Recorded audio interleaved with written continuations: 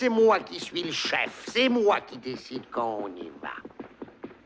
Alors on y va. Salut! Salut, bande de salopes! Aujourd'hui, j'aimerais aborder un film d'animation un peu particulier.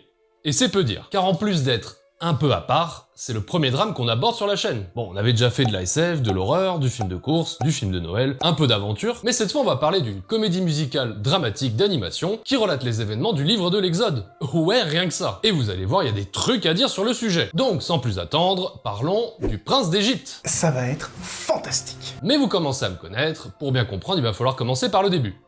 C'est toujours mieux. Tout ça, c'est très clair. Et pour ce faire, nous allons suivre les aventures de Katzenberg. De son nom complet, Jeffrey Katzenberg, dont j'ai parlé plusieurs fois sur cette chaîne, qui après plusieurs années en tant que président de Walt Disney Pictures, se voit forcé de démissionner fin août 94. Vous êtes viré. Je suis viré. Bon, je vais pas tout révéler parce que je compte bien en parler dans une vidéo un peu plus approfondie, mais globalement, lui et son ancien patron, Michael Eisner, avaient discuté sur la possibilité d'une promotion après le succès des derniers films de l'entreprise à Mickey. Comme quoi, si le président directeur délégué actuel de l'époque, Frank Wells, venait à quitter ses fonctions, Jeffrey pourrait prendre sa place. Ils ont cette discussion en 93, et en 94, devinez qui meurt tragiquement d'un accident d'hélicoptère? Pas de bol. Et littéralement le lendemain du drame, qui c'est qui vient demander le job pour devenir calife à la place du calife? L'enfoiré. Disons surtout que ça a été le clou dans le cercueil de sa carrière, car ça a servi de prétexte à Eisner, avec qui il s'entendait pas très bien à ce moment-là, pour le dégager. Rassurez-vous, il est parti avec une belle prime de 250 millions de dollars, après un procès de plusieurs mois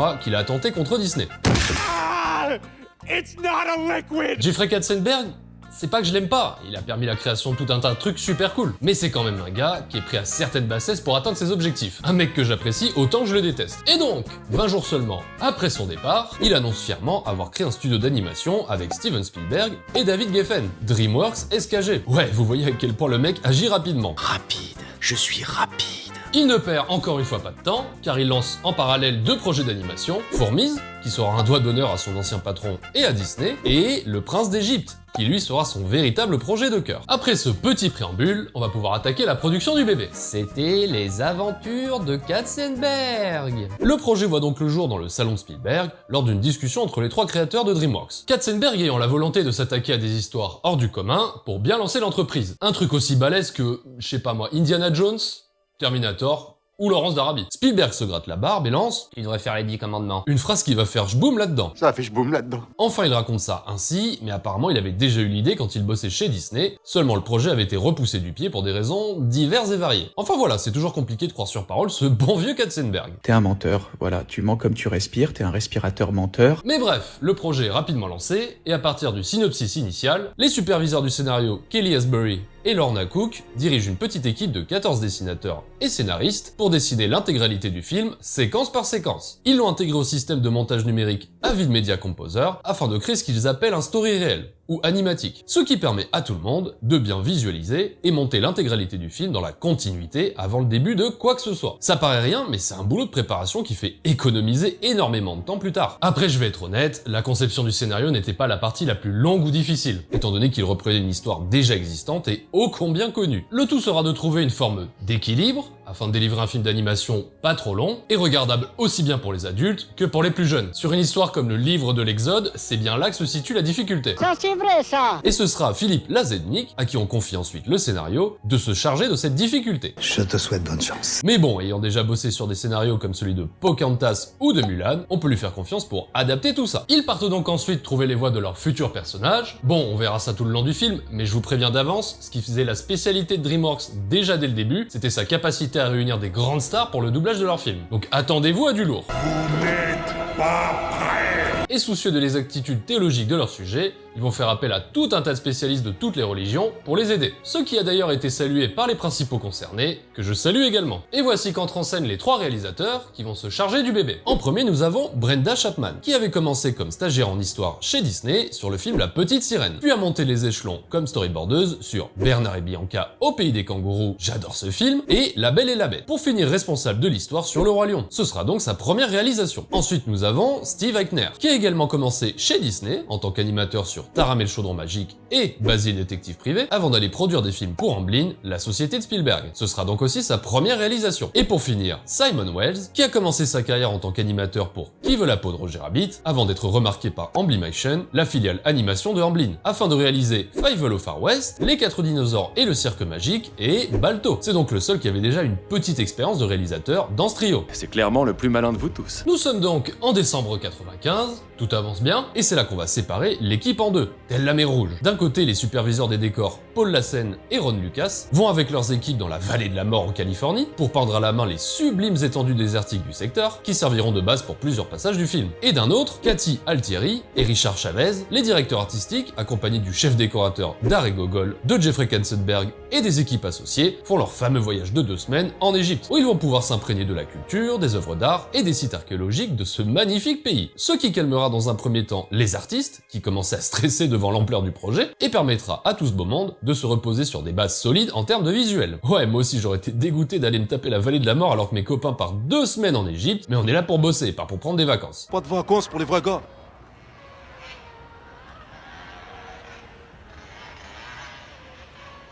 Oh, les bâtards! Et donc après une si longue préparation, il est temps de passer aux choses sérieuses. C'est alors 350 artistes de 34 nationalités différentes, principalement recrutés chez Walt Disney et Amblimation, qui viennent faire parler leur talent. Avec comme inspiration principale les peintures du français Gustave Doré, pour son utilisation dramatique de la lumière, les œuvres de l'impressionniste Claude Monet, pour sa maîtrise des couleurs et des lieux, et les films de David Lean, pour son sens épique du cinéma. Et vous aurez sûrement remarqué que depuis tout à l'heure je cite beaucoup de personnes ayant travaillé pour Disney et les studios Amblin. Bon, pour Amblin c'est très simple, c'était l'entreprise de Spielberg, aujourd'hui fermée, et il a ramené avec lui les équipes sur le projet. C'est logique. Et pour Katzenberg, il s'agit d'un groupe de personnes qu'il s'est créé durant ses années en tant que directeur chez Disney et qu'il a emmené avec lui. C'est logique. Ouais, un peu comme Don Bluth qui, quelques temps plus tôt, était parti avec sa bulle de collaborateurs. Autant vous dire que chez Disney, il commençait vraiment à en avoir marre de former des équipes pour les voir partir à la concurrence juste après. Nique ta mère. Ça mis de côté, nous partons pour 4 années de création, de 94 à 98. Il travaille initialement dans les bureaux principaux d'Amblin Entertainment, situés sur le site des studios Universal, mais cet espace est vite devenu trop petit pour un si grand projet. Alors en mars 95, pour temporairement pallier à ce problème, il déménage dans les locaux de Lakeside Plaza, à proximité. Bon, in fine, le souci sera définitivement réglé en construisant les studios d'animation de DreamWorks à Glendale, en Californie. Studio qui, encore aujourd'hui, se trouve être le QG de la marque. Et donc, le 16 décembre 98, sort sur nos écrans cette pépite que nous allons aborder immédiatement. Let's go! Let's go! On commence donc avec le logo de Universal, le distributeur, très joli au demeurant, y a pas à dire. Et ah, voilà, ça c'est mon logo DreamWorks que j'aime, pas cette bouse récente là. Non mais j'en démords pas, ça, c'est pas possible comme logo. C'est de la merde. Suivi d'un petit texte explicatif, histoire de mettre les choses au clair. Et sur fond de trompette, un effet spécial de nuages, menant au travail éreintant d'esclaves, décrit aussi bien par les images mises sous nos yeux que par les paroles évocatrices de la sublime musique « Délivre-nous ». Une musique qui appelle à la libération de cet enfer de boue, de sable et de soleil. Ouais, on est directement et sans préliminaire plongé dans une ambiance horrible, j'ai pas d'autres mots. Et je me rappelle encore très bien du sentiment de malaise qui m'avait saisi enfant devant cette intro. Mais rassurez-vous, le malaise n'est pas fini, car dans les profondeurs de la ville des esclaves, une mère tente de protéger son dernier-né des hommes du pharaon, qui font du porte-à-porte pour les tuer visiblement. Ah ouais, comme ça quoi, cash quoi. Bon, autant vous dire que dans mon esprit d'enfant, je comprenais rien à ce qui se passait, alors on va attendre plus tard pour les explications. Tout ce qu'on a à savoir, c'est qu'elle fuit, elle et ses 2 enfants plus âgés, vers le Nil, sur lequel elle va déposer son fils dans un panier en osier, lui offrant une chance de survie, avec comme dernière parole une petite chanson qui, en plus d'être très belle, aura son importance plus tard. Tais-toi, mon bébé, sois sage, ne pleure pas. Et il y a ce plan iconique d'une mère déchirée par cette immense perte. Ouais, non, je vous l'ai dit, c'est la grosse ambiance. On va passer une bonne soirée magnifique. La petite, elle, décide de suivre le panier pour observer sa course folle, et on peut dire qu'il a une sacrée veine parce qu'il va survivre à une baston entre des crocodiles et des hippopotames, un filet de pêche et les rames de plusieurs navires. Le truc, c'est une balle de flipper. Et par cette chance dont lui seul a le secret, il est envoyé vers le palais impérial, tandis que la jeune fille chante que maintenant qu'il est sauvé, il faudra qu'il revienne plus tard. Pour nous sauver à ton tour. La reine, Mutouya, prend l'enfant dans ses bras et le présente comme le nouveau petit frère du prince, Moïse. Plan magistral qui monte vers le ciel, fait la transition entre le faste du palais et le chantier des esclaves, et se termine sur un dernier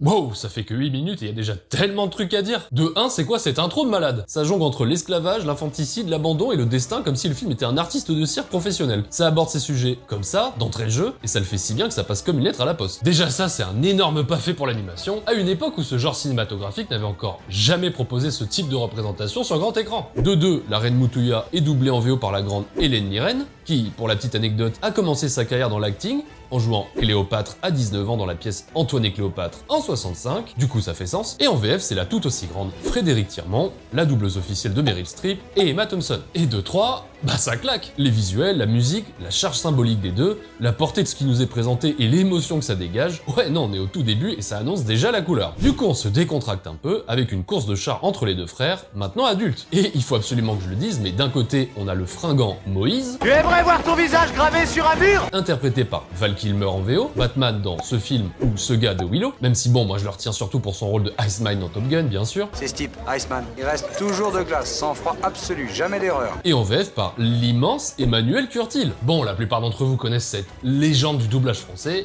mais pour ceux qui l'ignorent encore, c'est la voix de ce cher Jim Carrey, mais également de Michael C. Hall et tout un tas d'autres gars, mais c'est aussi Kronk, Dimitri de Anastasia ou Buck de l'âge de glace. Entre autres, hein, bien sûr, car il est encore plus actif dans le doublage de séries télévisées ou de séries d'animation. Wow. Et de l'autre côté, le très princier Ramsès. Ah, tu veux plaisanter? Doublé par le faramineux Ralph Fiennes, le grand acteur de théâtre et de cinéma qui jouait Voldemort, Monsieur Gustave de Grand Budapest Hotel, ou M à partir de Skyfall. D'ailleurs, chapeau pour son dernier rôle dans les 28 ans plus tard. Et en VF par une autre légende au prénom identique, Emmanuel Jacomi, doubleur officiel de Denzel Washington ou Forest Whitaker, et c'est que deux gars parmi beaucoup d'autres, hein. Il a même doublé Val Kilmer dans quelques films, mais c'est aussi la Bête dans La Belle et la Bête, Bah ouais, Phébus dans Le Bossu de Notre-Dame, ou bien Tarzan dans Tarzan. logique. Et je vous passe les détails parce que lui aussi, il est très actif dans les séries télévisées ou d'animation. Not bad, not bad. Et moi perso, je le retiens surtout pour son doublage de Pierce Brosnan, en particulier dans les James Bond. Je m'appelle Bond, James Bond. Voilà, je tenais juste à présenter que là, on a affaire à deux pointures, autant en VO qu'en VF. Mais surtout en VF, parce que quand je les entends parler, je me dis qu'il y avait James Bond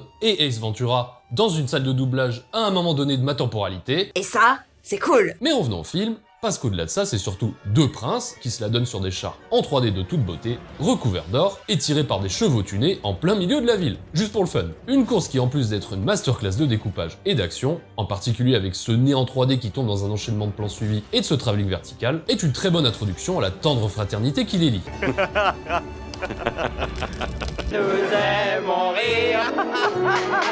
Et après avoir foutu un bordel monstre au palais, ils vont se faire réprimander par leur père, le pharaon Toutmosis III. Non, pardon, j'ai un peu craqué, c'est Séti Ier. Je cherche à bâtir un empire. Et vous n'avez qu'une idée, c'est vous amuser à le détruire. Doublé en VO par Patrick Stewart, s'il vous plaît, Capitaine Picard et Xavier des X-Men, et en VF par Monsieur Bernard Tissier, ainsi que ses deux hauts prêtres. Ce n'est pas votre faute si vos fils n'apprennent rien du tout. Enfin, ils ont appris à blasphémer. C'est vrai. Les deux, ils m'énervent tout autant. D'un côté, Hotep, doublé en VO par Steve Martin, que vous connaissez tous, et en VF par Vincent Grasse, qui doublait l'agent Smith ou Gimli. Et de l'autre, Hui, doublé en VO par Martin Short, connu pour ses apparitions en série, mais moi je le retiens surtout pour son doublage de Ben dans La Planète au Trésor, ou ce rôle marquant dans Mars Attack. Et en VF par le grand Pierre-François Pistorio, principal PC de South Park, Zorro dans cette adaptation dont j'ai déjà parlé, Ah, qu'est-ce que c'était bien. mais aussi doubleur dans tout un tas de séries télé et animées. Je tente depuis plus d'une demi-heure. Ah mais je vous avais dit, en VO c'est des stars de fou, et en VF c'est des comédiens de doublage de légende. Et c'est pas fini. Et c'est là qu'on commence à sentir une petite différence de traitement entre Ramsès et Moïse. Responsable. Connais-tu le sens de ce mot, Ramsès? Je comprends, père. Et comprends-tu la tâche à laquelle ta naissance t'a destiné? Ramsès répond que ce n'était qu'un petit temple et que ça ne détruit pas des siècles de tradition, mais la papa va sortir son gros dos accusateur et la phrase qui va hanter son fils pour le reste de sa vie. Mais un maillon faible peut briser la chaîne d'une puissante dynastie. Phrase qui, au-delà d'être une mise en garde efficace, passerait super bien sur un t-shirt, genre t-shirt de convention. Ah, je vais y réfléchir. Puis, dans un plan des plus inspirés, Moïse s'avance pour défendre son frère, et Séti précise sa pensée. Tu n'auras jamais à porter un fardeau tel que la couronne que je vais léguer à Ramsès. Il ne doit pas se laisser détourner du droit chemin, pas même par toi, mon fils. C'est une manifestation représentation de l'archétype du vieil homme plein de sagesse. Après, je dis différence de traitement, mais c'est juste que Ramsès était le premier des fils du pharaon, et destiné à prendre sa succession. Du coup, pas les mêmes attentes. Oui, ça peut paraître un peu injuste, mais c'est pas moi qui fais les règles de succession dans les dynasties pharaoniques. Et avant de partir, Moïse explique que tout ce dont a besoin Ramsès, c'est qu'on lui laisse une chance. Il a seulement besoin qu'on lui donne une chance. Ce qui ne tombe pas dans l'oreille d'un sourd. Tu as peut-être raison. Nous retrouvons nos deux Gugus un peu plus tard, discutant de l'échange que nous venons de voir. Il m'a pratiquement accusé d'avoir fait tomber la dynastie. Mais là où ça inquiète Ramsès, Moïse, lui, décide d'en rire. Et quand il s'agit de rire, Moïse, c'est vraiment pas le dernier.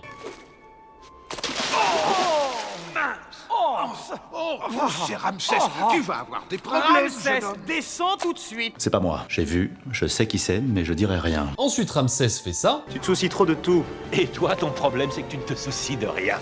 Ah mais Moïse c'est un Lego. Et les voilà qui courent au banquet royal, comptant sur le fait que personne ne notera qu'ils sont un peu en retard.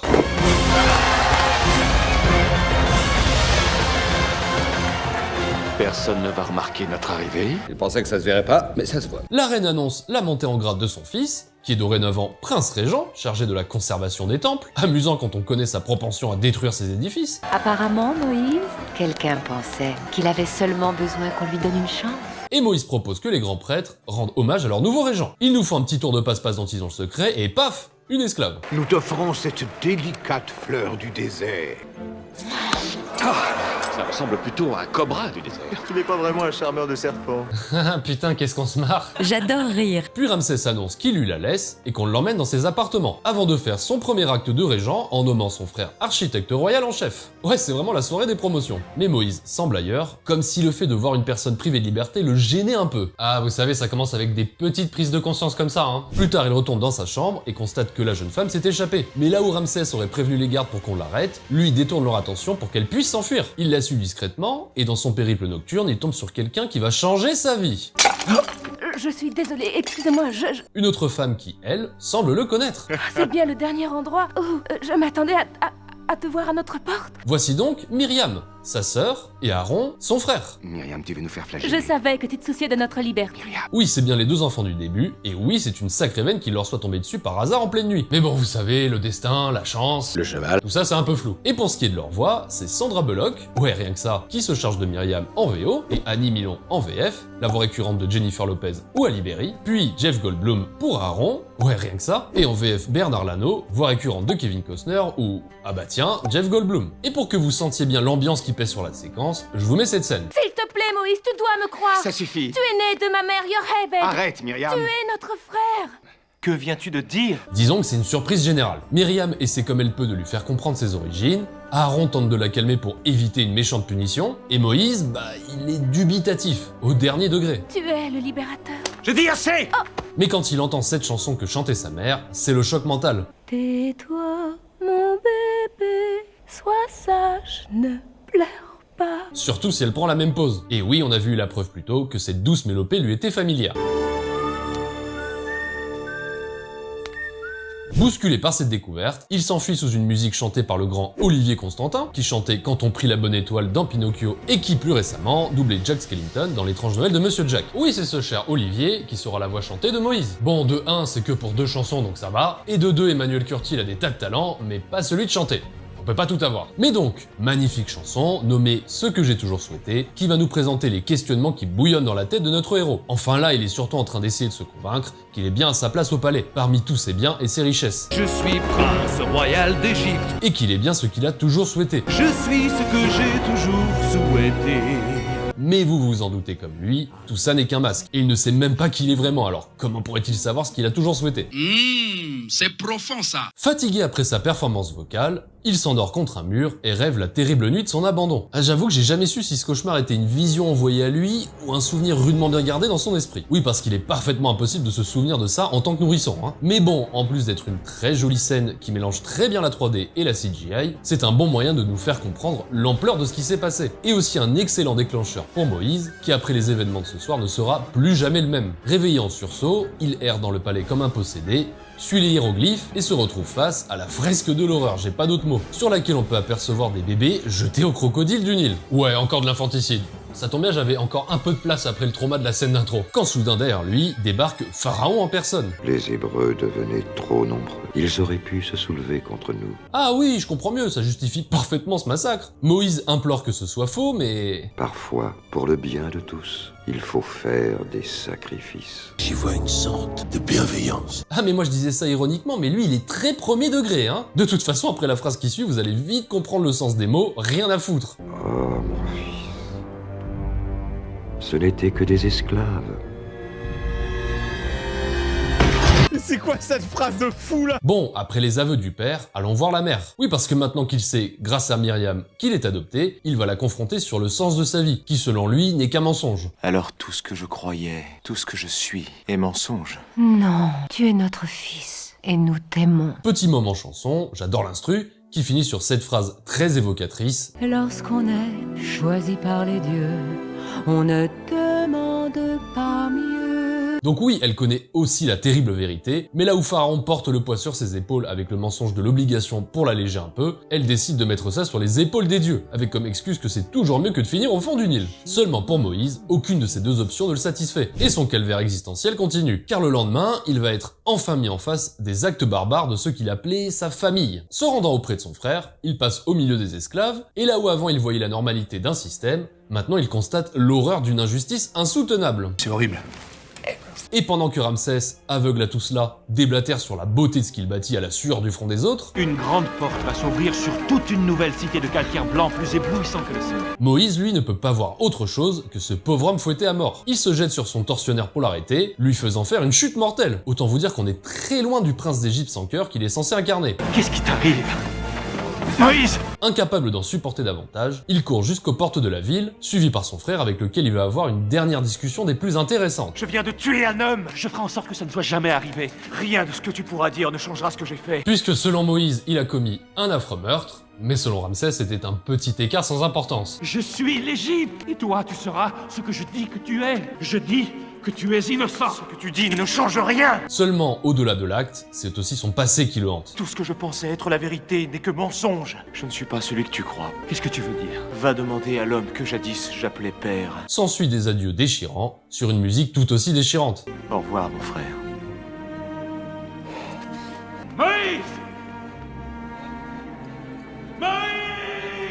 Ouais, non, ça marche, j'ai les frissons. On ressent excessivement bien la dramaturgie de l'instant. Oh là là, qu'est-ce qu'il nous en sort des mots compliqués, le mec. Déboussolé, notre héros avance sans but dans les étendues désertiques, se faisant symboliquement plus petit à chaque plan. Il tombe, abandonne toutes ses possessions qui lui rappellent un peu trop la dynastie esclavagiste qu'il vient de quitter. Oui, c'était aussi à ça que servait la scène de tout à l'heure, à ce qu'on bug pas quand il retire ses cheveux ici. Puis il se laisse emporter par une sublime tempête de sable en 3D. Bon, normalement il est mort et fin du film, mais on est à 35 minutes de long métrage, alors il va plutôt se faire retrouver par un dromadaire qui a confondu ses cheveux avec une motte d'herbe.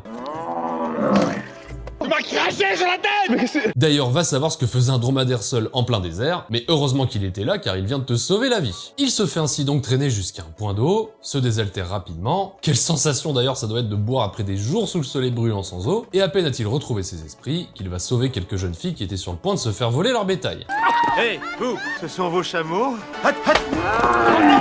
Suite à cela, il tombe dans le puits, et pendant que les filles tentent de le sortir de là, arrive la mademoiselle du début. On va vous sortir de là. Tenez bon. Sacrée coïncidence et sacrée retrouvaille. Vous. Disons que maintenant, ils s'en quittent. Ramené au camp, il est lavé par trois vieilles très affairées à leur tâche. Mesdames, vous avez nettoyé chaque centimètre de mon corps.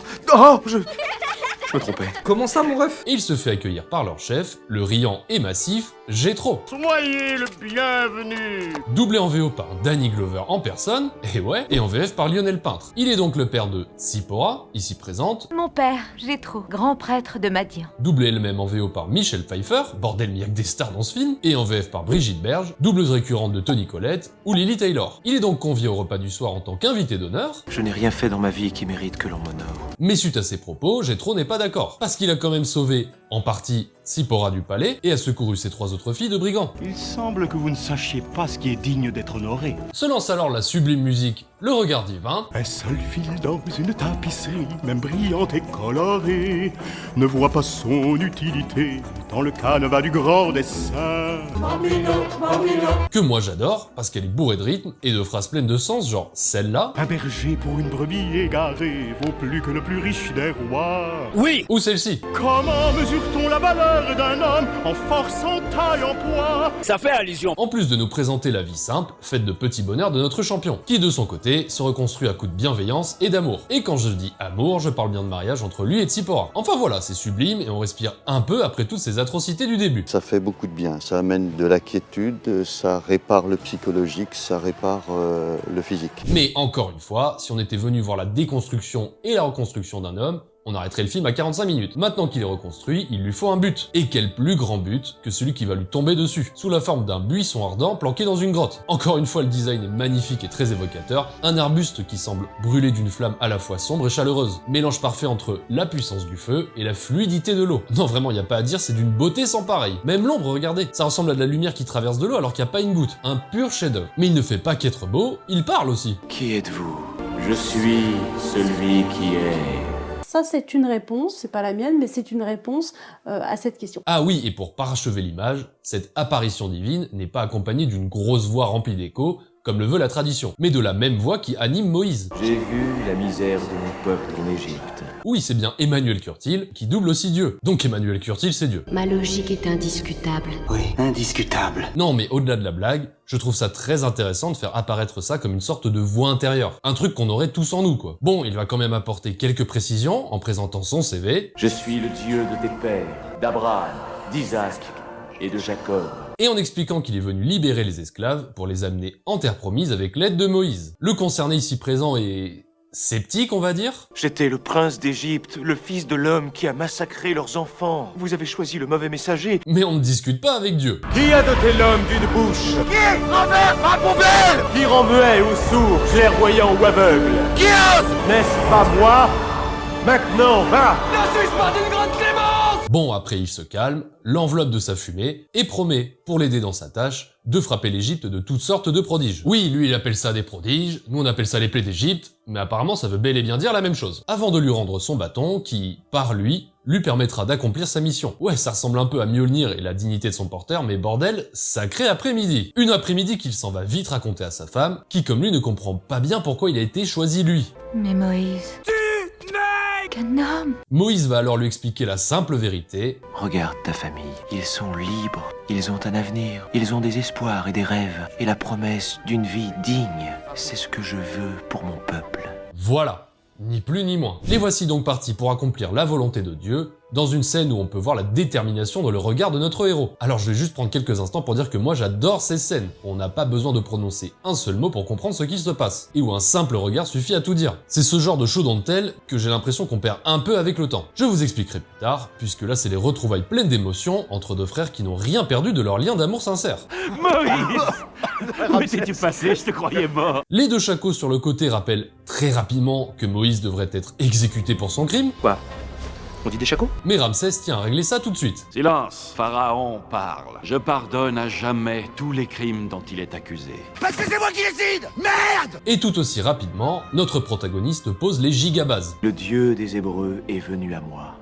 Quoi? Il t'ordonne de laisser partir son peuple. Et mêle l'acte à la parole en transformant son bâton en serpent. Serpent, je ne mange pas de ce pain-là! Ouais, y a pas à dire, il est balèze. Quant au pharaon, il prend ça comme un jeu et envoie ses deux sbires. Donnez à ce charmeur de serpent notre réponse. Ils vont donc se lancer dans une représentation à la Broadway en chantant « Tu joues dans la cour des grands maintenant ». Qui n'est pas ma chanson préférée, mais a le mérite de montrer la différence entre les prodiges divins de Moïse et les tours de magie bien humains de Hotep et Ui, qui sont la représentation officielle de l'expression américaine « smoke and mirror », une expression qui décrit le fait d'utiliser des artifices pour camoufler la facticité de quelque chose. Métaphore qui se fait littéralement manger par l'animal de compagnie de notre héros. Les joues dans la cour des grands maintenant.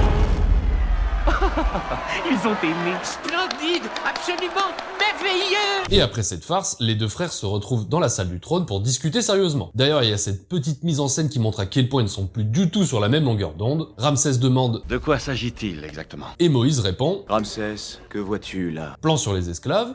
Ramsès s'avance, voit de quoi il parle, mais a ce petit sourire narquois. Et plan sur le dessus, où on ne remarque que la grandeur des édifices. Une Égypte plus grande que celle de mon père. Voilà, avec ça on a tout compris. Les intentions de Moïse, l'amusement teinté d'égocentrisme de Ramsès, et la différence de point de vue flagrante qui les sépare. C'est carré et précis. Mais vous vous en doutez, ça ne va pas s'arrêter là, surtout avec cette phrase miroir. Tu ne comprends toujours pas qui était Séti. Il avait sur les mains le sang de milliers d'enfants. Des esclaves. Ce n'étaient que des esclaves. Moïse lui rend la bague, ce qui met un clou définitif dans leur relation. Tu n'es revenu que pour les libérer. Je suis désolé. Et il y a cette réaction de Pharaon que je trouve parfaite, regardez. Surprise, tristesse, colère. Non mais voilà, il n'y a pas besoin d'en faire des caisses ou de blablater des plombes. Un regard et on a saisi que ça va chier. Ramsès, je t'en prie, tu dois m'écouter. Je ne serai pas le maillon faible. Je comprends, hein. C'est comme ça, c'est le jeu. Hein. Ah ouais, même des années plus tard, il est toujours là-dessus. Putain, il est encore sur ça. La phrase de son père l'a marqué, c'est le moins qu'on puisse dire. Et il part en promettant de doubler la charge de travail des esclaves. Grâce à ton Dieu, ou devrais-je dire grâce à toi.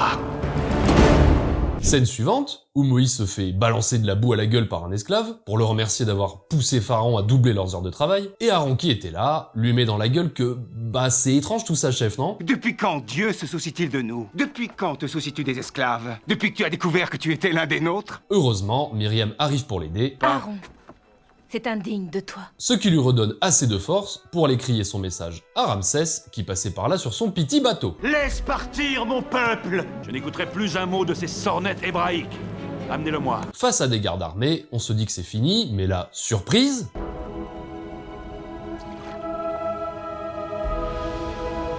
Et oui, grâce à son bâton, il transforme les eaux du Nil en sang. C'est dégueulasse. Notre empereur demande une explication à ces deux fouines là, qui se lancent dans une pâle imitation du prodige en faisant ceci. Par le pouvoir de Ra. Je peux vous poser une question. Pourquoi faire? Bon, je vois pas très bien ce que ça prouve, mais ce dont je suis sûr, c'est que... Ce n'est que le commencement. Puis il va donner un peu d'espoir aux siens, dans un dialogue des plus inspirants, où il explique que Pharaon a le pouvoir et qu'il peut tout leur prendre, mais il y a une chose qu'il ne pourra jamais leur enlever. Votre foi. C'est donc parti pour les plaies d'Égypte. Moment aussi mythique que la chanson qui l'accompagne, où les prodiges de Dieu, comme il dit, s'abattent sur les Égyptiens. Bon, je suis pas un expert du sujet, mais je crois que ça consiste en des pluies de feu, de sauterelles et de grenouilles, la mort des troupeaux, des furoncles et de la grêle. C'est à peu près ça. Que des joyeusetés à te demander s'il y a pas quelqu'un qui a installé un mode craqué dans la réalité. Toi que j'appelais mon frère, moi qui ai toujours cru que te faire rire était tout ce que je souhaitais. Mais au-delà de ça, c'est surtout le moment de se faire confronter les deux frères dans un dialogue chanté des plus explicites et des images sublimes qui les mettent symboliquement face à face. Toi que j'appelais mon frère, pourquoi causer un nouveau martyr? En passant, c'est Patrick Fiori qui s'occupe des petits passages chantés de Ramsès. Ici, Patrick qui faisait déjà les parties chantées de Chang dans Mulan la même année. Je ne laisserai pas mon peuple partir.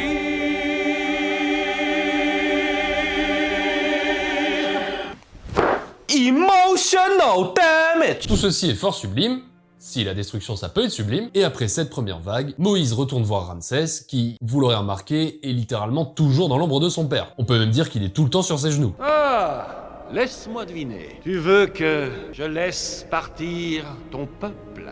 Les frères se relatent leurs vieux souvenirs de jeunesse, et on sent que les deux sont autant tristes de la situation l'un que l'autre. Pourquoi les choses ne peuvent-elles redevenir comme avant? Quand soudain le fils de Ramsès débarque et simplifie le sujet. Ce n'est pas l'homme qui a fait tout ça? Oui, mais on doit se demander pourquoi. Moïse répond qu'aucun royaume ne devrait être bâti sur le sang des esclaves. Ton entêtement apporte le malheur sur l'Égypte. Et annonce que des événements bien pires approchent. Pense à ton fils! Mon père savait exactement comment il faut traiter ton peuple. Mais enfin, ça va pas! Mais c'est juste insupportable! C'est donc parti pour la plaie d'Égypte la plus dure à mon sens, qui se fait en plusieurs étapes.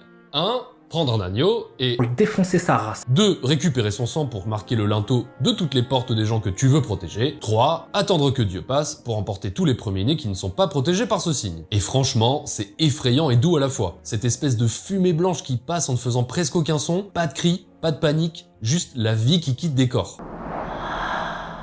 Une flamme qui s'éteint, une main d'enfant dans l'entrebâillement d'une porte, c'est glaçant de symbolisme et de poésie. Pareil pour la scène qui suit, où on voit Pharaon amener le cadavre de son fils dans cette lumière crue, avec une colo noir et blanc terrible. Ouais, un cadavre d'enfant, carrément. Quel genre d'autre film d'animation fait ça, je vous le demande? Toi et ton peuple, avez ma permission de partir. Laisse-moi. La mission est accomplie, seulement Moïse aussi est accablé, par le prix qu'il a fallu payer. Oui, parce qu'il vient de tuer indirectement son neveu, hein, le fils de son frère. Il y a de quoi s'en vouloir. Combien ça t'a coûté? Tout ce que j'avais. Mais c'est là que le film fait un salto arrière pour commencer à chanter la joie de la liberté. Ouais, même les réalisateurs devaient se dire que ça faisait un peu trop d'horreur d'affilée et qu'il fallait changer le mood rapidement. Nous avons tant prié, sans savoir qui nous entendrait. Un peu trop rapidement à mon goût, mais c'est pas très grave parce que la chanson est sûrement la meilleure du film. D'ailleurs, petite différence entre la VO et la VF, en anglais ils disent « When you believe », ce qui est un peu moins connoté que « la foi ».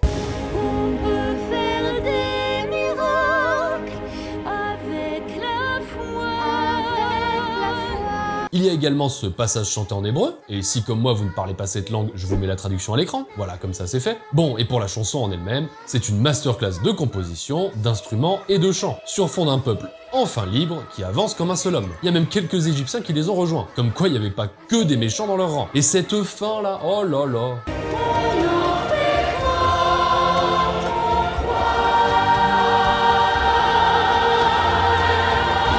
À peine fini de chanter que les voilà devant la mer Rouge, qui n'est pas si rouge que ça en fait. Tu te crois drôle, c'est ça?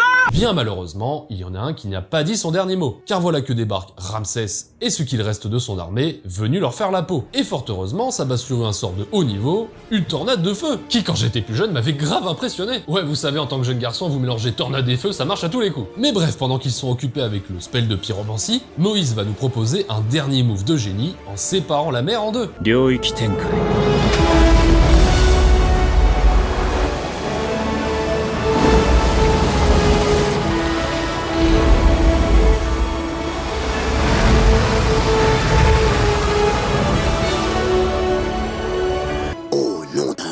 Et là, j'ai la mâchoire au sol. C'est quoi ces images de dingue pour un film d'animation de 98? Le passage maintenant ouvert, les voilà qui traversent, encore une fois dans un mélange de merveilleux et d'effrayant, entre le son agressif du vent et le calme d'un requin-baleine passant par là. C'est beau, bordel. La tornade de son côté s'interrompt, Ramsès s'élance avec ses hommes.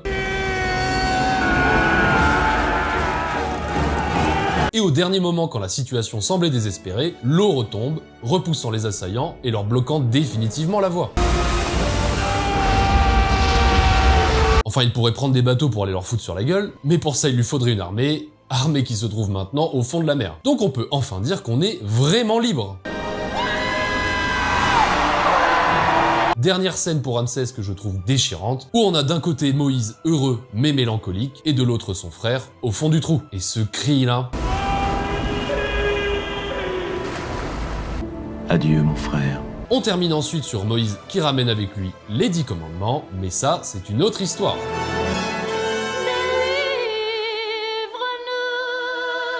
Et fin.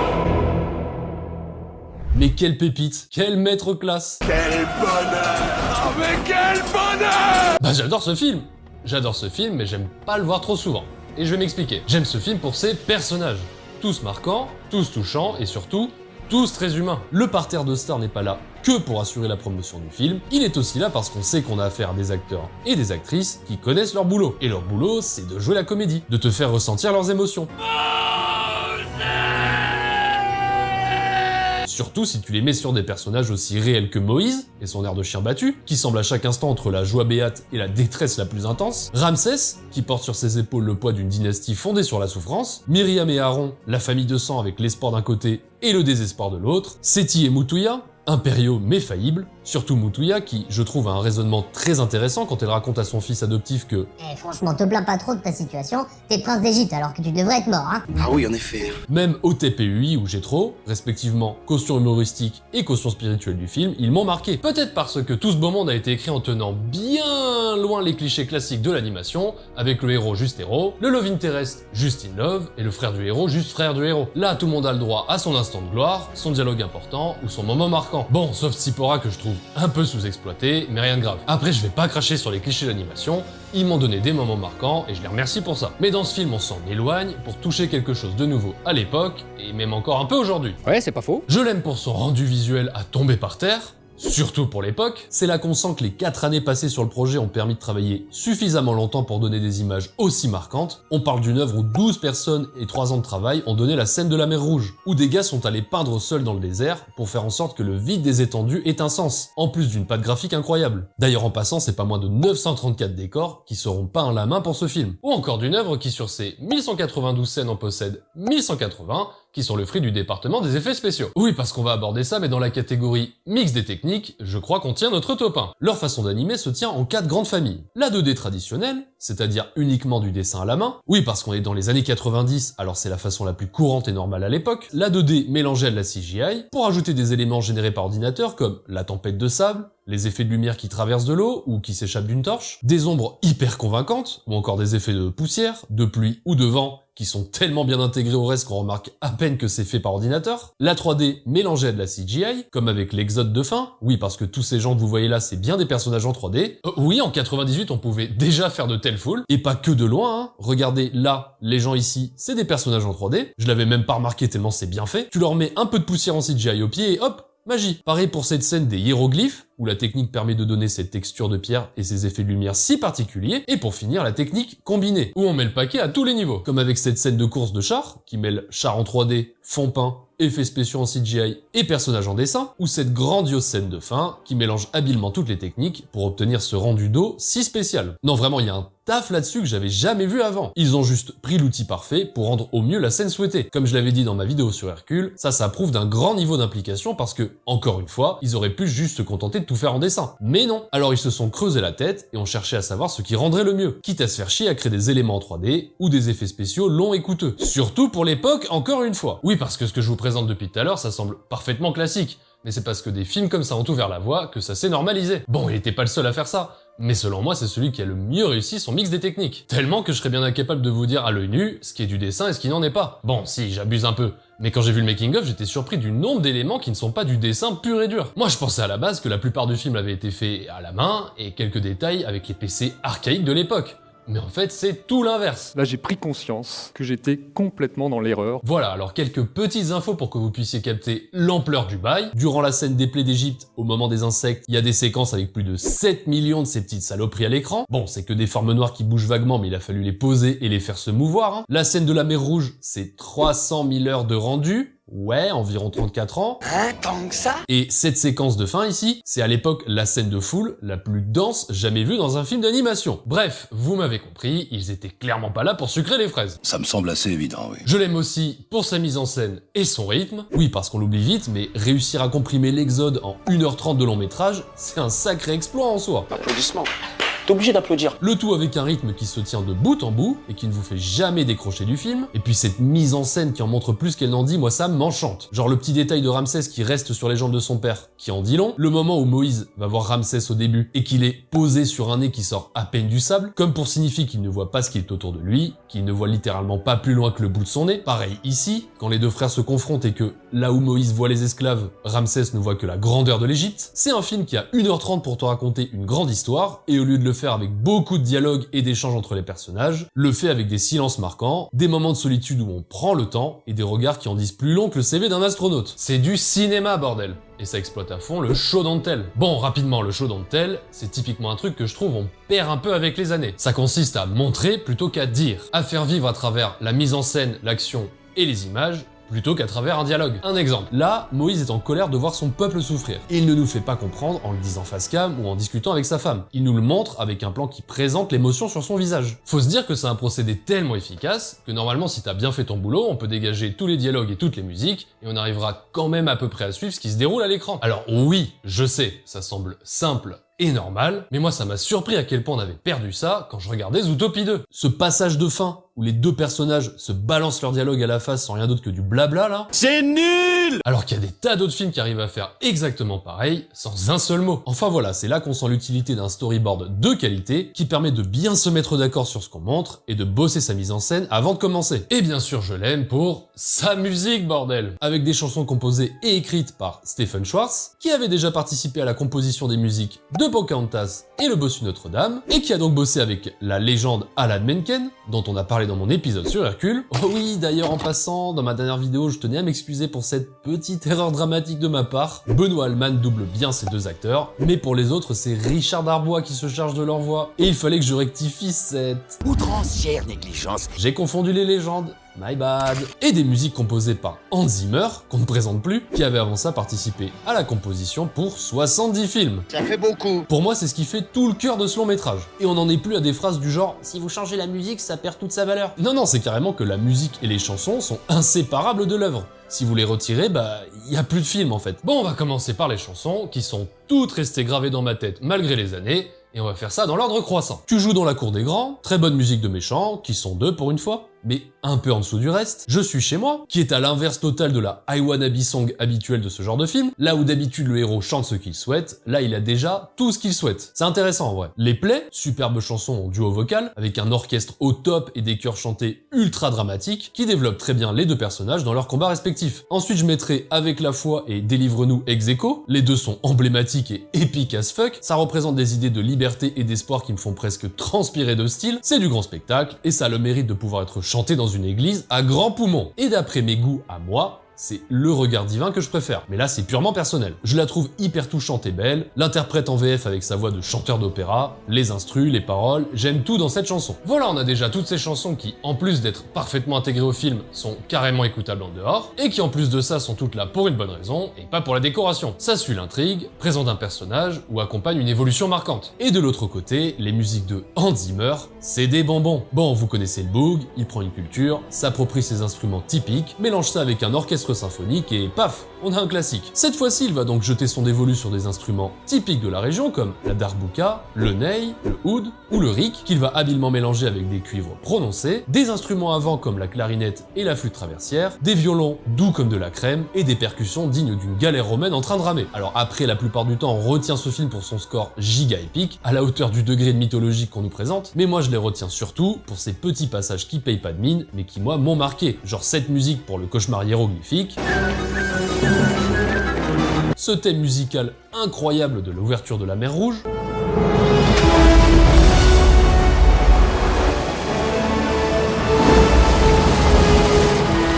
et cette bande sonore hyper planante du Buisson Ardent.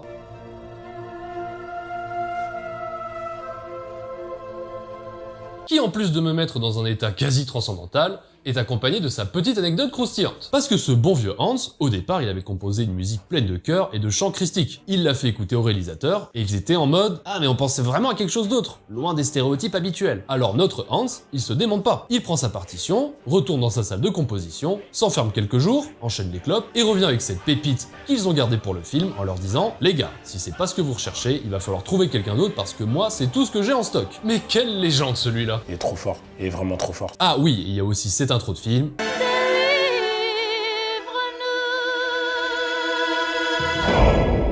Qui me fait grave penser à cette intro du Roi Lion.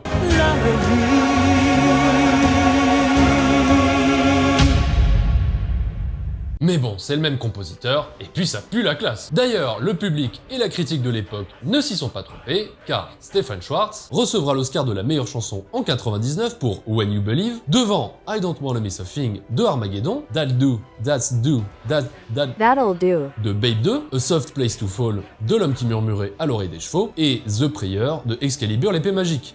Steven Schwartz is very sorry that he cannot be here. He's in rehearsals for a show in New York. But he wishes to express his gratitude to the members of the Academy. Thank you. Tu n'étais pas là. Pourquoi n'étais-tu pas là? La chanson aura même le droit à son interprétation par mes deux gigastars sûrs, Whitney Houston et Mariah Carey, la même année, ce qui aidera pas mal à la promotion du film. Non mais tu m'étonnes. Bon, vous m'avez compris, j'adore le film, mais alors pourquoi je le regarde pas très souvent? Bah parce qu'il est dur en fait. C'est pas facile de se taper de l'infanticide, de l'esclavage et une guerre fratricide sur fond de catastrophe humaine. Alors oui, il y a des moments où on respire, surtout au milieu, mais globalement c'est pas les quelques petites blagues disséminées ça et là qui vont contrebalancer les passages plus difficiles, on va dire ça comme ça. C'était vraiment super, on a passé un très bon moment. Ah, vous pensez que je le regardais pas trop parce que c'était trop religieux à mon goût? Eh ben ça me dérange pas du tout. D'ailleurs, je ne pense pas qu'il faille avoir une quelconque formation religieuse pour comprendre ou apprécier le film. Quand on m'a collé devant ce film à 8 ans, j'ai adoré le moment. Bon, ça faisait beaucoup d'images dures dans mon petit cerveau d'enfant, mais pas de quoi me traumatiser non plus. Ouais, vous savez, quand vous avez grandi dans les années 90 et qu'avant ça vous vous êtes déjà bouffé Terminator, Gremlins ou des épisodes de South Park, c'est pas ça qui va vous traumatiser. Néanmoins, le film l'avait quand même un peu secoué. Mais côté religion, même encore aujourd'hui, ça ne me choque ou ne me surprend pas plus que ça. Ça reste l'histoire d'un type qui veut libérer ce qu'il appelle son peuple de la tyrannie de son frère le pharaon. Avatar, c'est l'histoire d'un mec qui va petit à petit s'assimiler à un peuple qu'il va libérer par la suite, le côté esclavagisme et problèmes familiaux en moins. Encore que, entre son frère jumeau mort et son frère d'armes Quaritch, on y est presque. Enfin voilà, pour moi on ne peut pas séparer le thème religieux du film, car il en est imbibé, mais les réalisateurs ont décidé de ne pas en faire le focus et de garder l'histoire sur les rails de cette guerre fratricide et ce peuple d'esclaves à libérer. Ce qui est plutôt malin et permet surtout de vendre le film à l'international sans se faire trop emmerder. D'ailleurs, en parlant de vendre le film, comment s'en est-il sorti? Le Prince d'Égypte organise son avant-première le 16 décembre 98 avec une sortie internationale fait rare pour l'époque, 2 jours plus tard le 18 décembre, pour coller avec les fêtes de fin d'année. Car d'après Jim Tarp, responsable de la distribution de la marque, une sortie une semaine avant les fêtes de fin d'année, fête internationale, permettrait aux spectateurs du monde entier d'y avoir accès en même temps. Il a pas tort. Et puis bon Dieu, Noël, un film sur l'Exode, on est bon. Tous les morceaux se recollent. Accompagné d'une campagne marketing qui cette fois ciblera les adultes et pas les plus jeunes. Les produits dérivés se limitant à une gamme de figurines et de livres à collectionner. Ils ont même été jusqu'à refuser un partenariat avec Burger King parce que, selon eux, il serait dramatiquement dommageable de commercialiser des produits qui banalisent le film. Ah, lui je l'aime bien lui. Et donc, avec un budget de 60 millions de $, ce qui en faisait le film d'animation hors Disney le plus cher à l'époque, il rapportera 14,5 millions de $ pour son premier week-end d'exploitation et 218 millions de $ à l'international, avec un classement à la 16e place des plus grandes réussites de l'année. Le film cumule un ratio hyper positif de 90% pour plus de 100 000 avis sur Rotten Tomatoes. Ah oui quand même. On a aussi le critique Roger Ebert qui lâche ceci. Le Prince d'Égypte est l'un des plus beaux films d'animation jamais réalisés. Il utilise l'animation par ordinateur comme un complément aux techniques traditionnelles, et non comme un substitut. On perçoit la patte des artistes dans la vision des monuments égyptiens, les paysages désertiques et solitaires, le suspense de la course de chars et la personnalité des personnages. Ce film témoigne de la maturité de l'animation et de son exploration de thèmes plus complexes, au lieu de se cantonner au simple divertissement pour enfants. Oubliant de ce fait les dizaines de milliers d'enfants qui se sont régalés devant l'œuvre,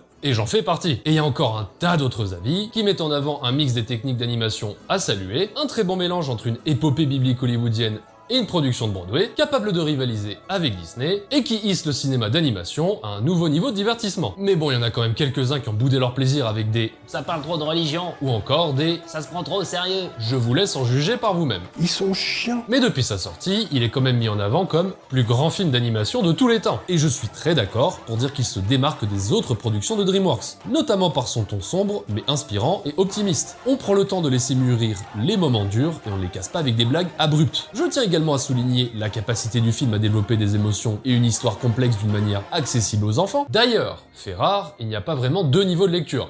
Un pour les adultes et un pour les plus jeunes. C'est le même niveau pour tout le monde. Mais ils ont réussi à équilibrer suffisamment bien ça pour que ce soit autant regardable par l'un que par l'autre. Et moi je salue surtout la volonté de faire quelque chose de différent de tout ce qu'avaient fait les autres avant. L'envie de s'attaquer à un grand mythe comme celui-ci sans se chier dessus, avec une vision claire et assumée, et le courage d'aller jusqu'au bout de la démarche créative, avec des outils nouveaux comme la génération d'images par ordinateur, qui commençait à prendre son essor à ce moment-là. En plus, si c'est pour aussi bien utiliser l'outil en question, moi je ne peux que valider. Ça a surtout permis de faire comprendre à tous le pouvoir de l'animation, et que oui, on peut aborder absolument tous les sujets et tous les genres cinématographiques avec ce style. Merci d'avoir fait avancer les mentalités là-dessus et fait comprendre au public que l'animation n'est pas qu'un genre pour jeunes, mais qu'il est également légitime pour aborder la complexité d'émotions dures, de drames et de tragédies d'adultes. Et quelques infos pour finir, le film a été adapté en comédie musicale sur les planches, oui on commence à avoir l'habitude, et apparemment elle est à saluer, donc si un jour ils se produisent près de chez moi, j'irai jeter un coup d'œil. Une suite direct au DVD, Joseph le roi des rêves, est sortie en 2000, et honnêtement je vais vous le dire, je l'ai pas vu et je m'en fous. Pas les couilles. Et le film a été interdit aux Maldives, Je m'en fous. en Malaisie, Je m'en fous. et en Égypte. Pardon?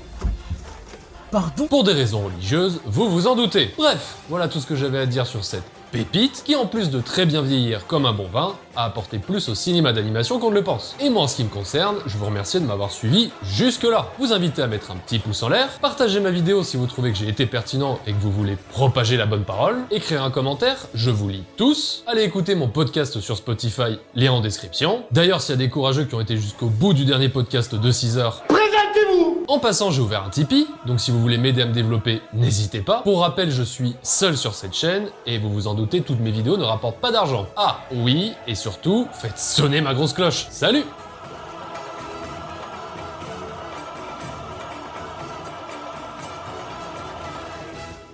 Eh, Napoléon, on dirait que c'est la fin. Attends un peu, c'est moi qui suis le chef. Je dirai quand ce sera la fin. Et la pierre qui se trouve tout en sommet d'une montagne imposante, croit-elle qu'elle est plus importante que les pierres qui en forment le pied? Attends, ça pense les pierres? C'est la fin.